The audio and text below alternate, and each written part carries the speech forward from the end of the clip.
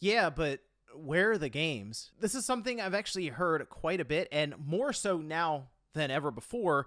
And it's funny to hear that phrase, mostly because it seems like there are games coming out every single day. In fact, you could look at this and go, wow, there's actually too many games constantly releasing, especially when you see that there are like thousands and thousands of games per year that release on Steam alone. But while there's not necessarily a shortage of things to play, when that phrase comes up, it seems to be coming up more and more towards platform holders. Specifically, Sony seems to be the one that this is coming up with a lot. And, well, it actually makes more sense now than ever with the PlayStation 5 Pro being unveiled, which I do think was a strange reveal in terms of the way that they presented it. But I have some good news for people who are trying to nudge Sony along here and talk about some things they're working on internally, because it does appear that, yes, a sizable event, we'll say, is coming up, and I wanted to go over that here today. So if you guys enjoyed this video, hit that like button, subscribe if you're new. So this past week, we did have Sony unveil the PlayStation 5 Pro, and right now it's been all about the hardware, the cost, can you build a PC that's comparable to it, which to me is a moot point for people who don't want to play on PC anyway. This is just going to be the most powerful console, and that's kind of it. There are many people I dealt with and would talk to in retail for years and years and years who would come in and they just did not want to deal with PC. They liked their console, and that was kind of it. Even if you showed them a PC that was comparable in price, but can do so much more, as we know, with Windows-based PCs, for example, they didn't care. That was it. And it's like, nope, don't want to deal with PC. I work on it all day. I want to sit down and play a console on my couch, and that's it. So after seeing this discussion go back and forth, it kind of makes sense, I guess, why Sony separated the PlayStation 5 Pro presentation from what looks to be a presentation around just software or games. If you had the PlayStation 5 Pro attached to that and it was all shown at once, well, there would be a lot less attention for the games, and a lot of the discussion would be around the $700 price tag that Sony just slapped on a game console that doesn't have a disk drive, and then the stand is sold separately. Again, we've been over this multiple times now. I think what you can say, though, about their presentation with the Pro is they showed it off in a very peculiar way, because the first thing we saw really playing on the PS5 Pro was technically a PlayStation 4 game that came out back in 2020 with The Last of Us Part 2. It has had a remaster, granted, for the PlayStation 5, and, I mean, the game still looks really, really good. I mean, with the remaster, yes, they did spruce up some things, but at its core, it is a PlayStation 4 title that is incredibly detailed, and if you look at it in terms of narrative experiences, it's hard to match. But you feel like something else would have been better. I mean, anything, just as a first impression, maybe something that's only available just on the PlayStation 5, as they did eventually show things like Spider-Man 2. That was obviously one that happened later on. At this time, a lot of their stuff is going over to PC as well, and I don't know if Gran Turismo 7 would have been, like, car games just already look good. It is harder and harder to say, hey, look how much better this car game looks than the previous one, when you go, oh, okay, they both look almost real at this time. So the obvious thing to me would have been present a new title to show alongside of the new hardware. It doesn't have to be like a brand new game. I actually think the move here would have been to debut Wolverine in terms of gameplay and our first in-game look at it, and just talk about how Insomniac is taking advantage of all the bits and pieces for the PlayStation 5 Pro with ray tracing and aiming for 4K 60 and upscaling. You could showcase all of that alongside of that new title, as we are kind of, I feel like, expecting that game to at least have another showing here soon, and maybe place a year on it, or just something. But nonetheless, here we are with that event in the rearview mirror, although, again, people keep talking about it. So maybe it would have been a better idea for Sony to present the software first, the games, and then the PlayStation 5 Pro. Because while Astrobot is out, and I don't see as many people talk about that as they do the hardware, and people at times kind of ignore it when they say we need games from Sony, which tells me that not enough people are buying Astrobot. So people should go out there and correct that and pick up the game, because it is awesome. But the good news is we are indeed expecting something from Sony very, very soon. In fact, more and more rumors continue to come out, and there's been a lot of discussion, I'll say, behind the scenes. It does appear that a state of play, which is we'll get to that in a second, because I saw that come up and people immediately recoiled from it like, oh, a state of play. I thought we were getting a showcase. Well, it seems that this would be in place similar to what they typically do for the September event to lead up to Tokyo Game Show, as there would be probably majority partners and third-party games in there that want to show off their title going into the big trade show. This does appear to be the biggest Tokyo Game Show we've ever seen or they've ever held. So it does appear that, yes, there are many third-party companies that would like to have the spotlight, even for 30 to 60 seconds, to basically show us a commercial, but, show us games that'll be coming to the platform. And while State of Play is something that is viewed as lesser than Showcase, we've had actually State of Plays that are better than Showcases at times. Now, I went back and looked. The last State of Play, and this is going to be funny now in hindsight with what we've seen, the big announcements was Astrobot, which that turned out good, and then Concord, which complete opposite end of the spectrum compared to Astrobot. I mean, we had the State of Play where they showed Concord, and we didn't even get to the next State of Play before Concord was shut down. So that is that's a speed run if I've ever seen one, just not the kind that Sony wants to take part in technically. But last September, when we had a State of Play, we actually had some pretty good stuff there. I mean, they had Spider-Man 2, if you remember that, as well as Final Fantasy VII Rebirth. Those are the two big titles. There are, of course, a bunch of other games sprinkled in there, but those are the ones that, if I bring up, most people would at least remember that event for. So going into the State of Play here in, we'll say about 10 days. We'll just throw that out there. About 10 days, give or take.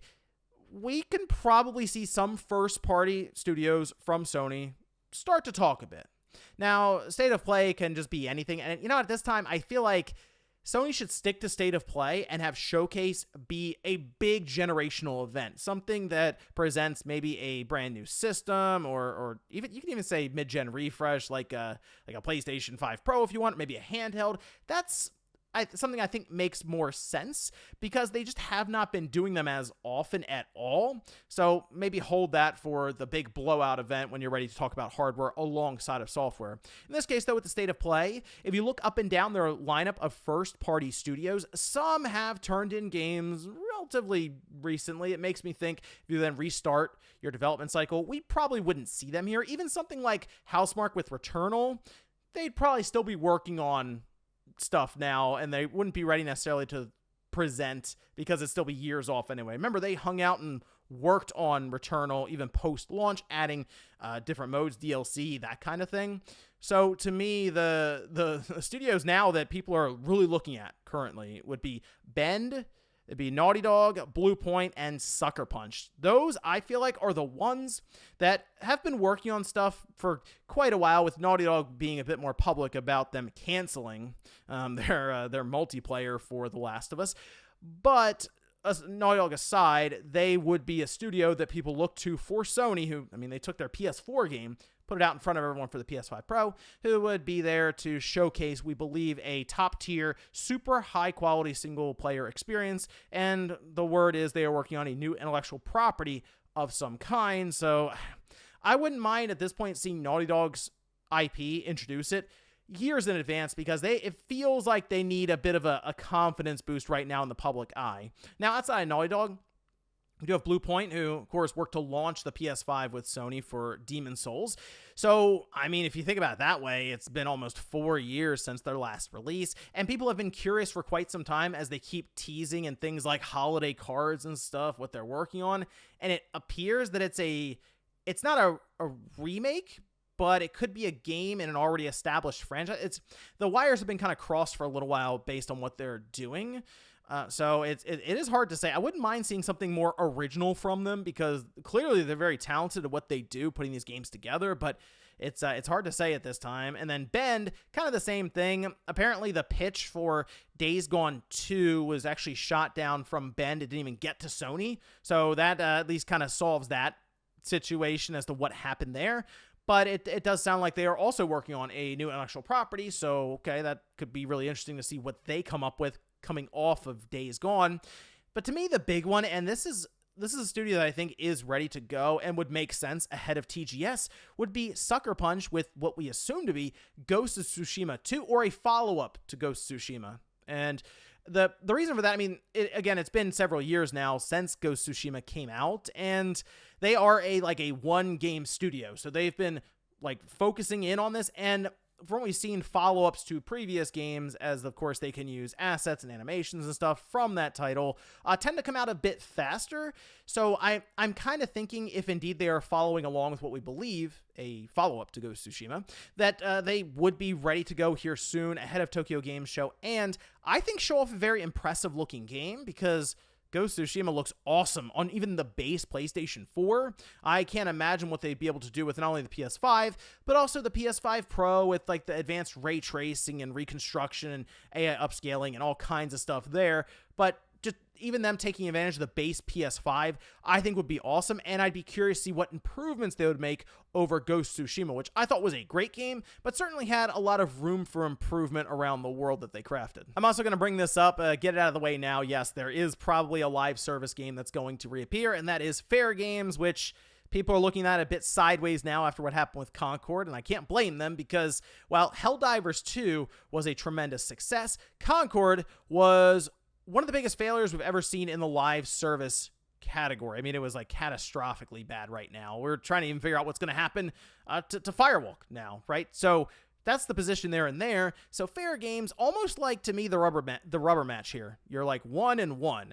What will this do? Well, I do think that this is at least falling in a category that they could actually do something in. See, the hero shooter sector is already decided. You have to come up with something crazy or something really, really unique to break in there, and Concord just was not that. Fair Games is walking into a sector where Payday 3 fell on its face, and no one really talks about or plays that game now. So maybe they can show up with something that's at least higher quality, little bit of a twist on that heist, adding in PvP, PvE stuff, and see what they have there. But I would give that a better chance than Concord, because to be honest, it can't get much worse than that, like at all. If it lasts a month, congratulations, you doubled up on Concord's run. So I guess in a way, get the PS5 Pro discussion kind of out of the way, because let's face it, the gaming discourse moves so rapidly now, it's hard to believe some of the stuff that's happened over the last month. I mean, it's really piled up at this time, and really when the state of play like concludes, we may already be done then talking about the PS5 Pro as much as we are now, obviously, but then we'll be talking about all kinds of games. So maybe that was their strategy. Get the PS5 Pro $700 discussion, no disk drive stuff out of the way, and then we'll look at the games, because really, if you think about it, there are still a lot of games coming up. The state of play will just add on more, and as I mentioned, there's just so much stuff always coming out. But looking forward here for the rest of the year, just some you can pick out for the PS5 includes like Silent Hill 2, Until Dawn, Dragon Ball Sparking Zero, Metaphor, Call of Duty Ease 10, Dragon Age, Dragon Quest 3, and the list goes on and on and on and on. So I now understand people ask, where are the games? And that's going to be asked of Sony as a first-party developer for a platform that they are introducing as a $700 upgrade technically over their current one. Even though it's optional, they're still putting that out there. So you feel like, okay, guys, we're halfway through the generation. It's time for some of your like super talented studios to start talking about what's next and what they've been working on. And I at least expect a couple of them to do that here in the next week and a half or so. But let me know what you guys think about this one down below. The idea of a state of play, and which studio from Sony would you like to see start talking about their games. Thanks guys for watching, and I'll see you next time.